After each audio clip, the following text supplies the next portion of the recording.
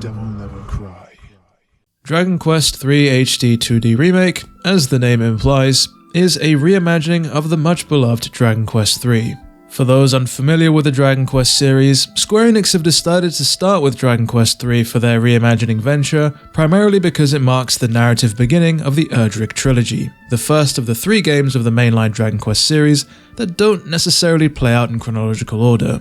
Revitalized with Square Enix's iconic HD 2D graphics and improved with new and modernized features, bringing it up to contemporary standards, Square Enix invited me down to their office recently to get hands-on with the game so I could provide you this preview. I was able to play roughly 45 minutes of the game, though the footage you'll be seeing in the background is B-roll that Square Enix have provided. During my time with the game, I was able to explore a couple of different towns, namely Aliahan and Reeve, before moving over into the overworld and finally heading off into a dungeon known as the Path of Promise. The first thing that caught my eye quite literally were the game's new and improved graphics. As somebody who's a sucker for this style and really enjoys its use in other Square titles like Octopath Traveler, this game is right up there with the very best of them. Taking a look back at the original game, it's crazy to see just how far this art style has come, but also how faithfully Square Enix have managed to recreate some of these environments. Whether it's the verdant green overworld beset by a setting sun, or just the moody blues of a dungeon or cave, the atmosphere was certainly heightened by this new aesthetic. But looking beyond this new look of paint, there are other aspects of the game that have been refined to bring it up to modern standards. And before we dive into some of those refinements, I think that effectively is the through line with this game. Square have taken a beloved and well-known Dragon Quest title, they've expanded upon it and modernized it, allowing for veterans of the series to re-experience a game they love, but also potentially providing a perfect starting point for newcomers to the series who want to get stuck in with Dragon Quest, but perhaps find some of the older titles really hard to get through. Beyond moving into the realm of 3D for exploration and a new and improved UI for the game, other things have also changed. Battles still take place against enemy sprites in that classic Dragon Quest point of view, but the battle animations have been revamped entirely. Alongside that, there's a whole new suite of quality of life options that can make the Dragon Quest experience more seamless. Like an auto battle setting, if you can't be bothered to manually go through each of the actions, being able to ramp up the battle speed, allowing things to get through much quicker, or just simply even having more save points available in the game. That runs in contrast to the original, where I believe you were only able to save through the use of kings. Needless to say, these modern touches were definitely a welcome addition. During my hands-on time with the game, I followed the main quest which tasked me with initially finding the thief's key.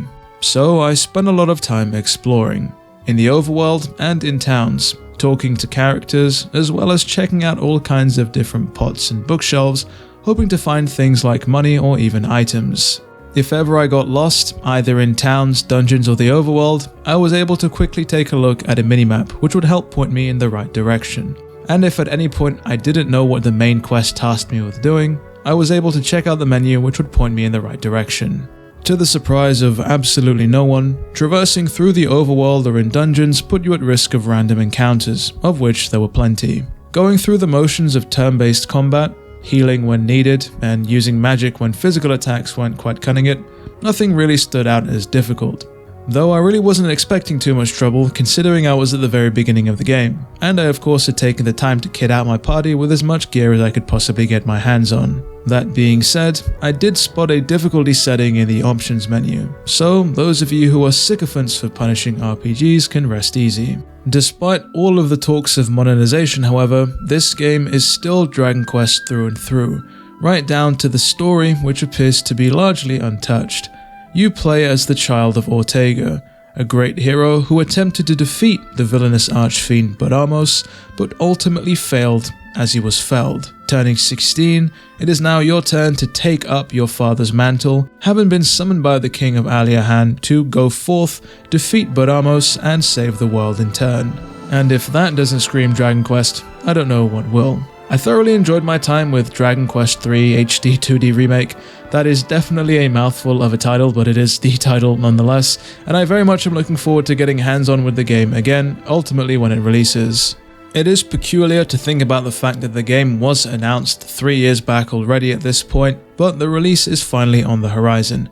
If you enjoyed this preview, do be sure to leave a like, and definitely subscribe, as there is more Dragon Quest III HD 2D Remake to come. With all that said and done, it has been me, DevilNeverCry. I'd like to thank all of you for watching, and as always, I'll see you all next video.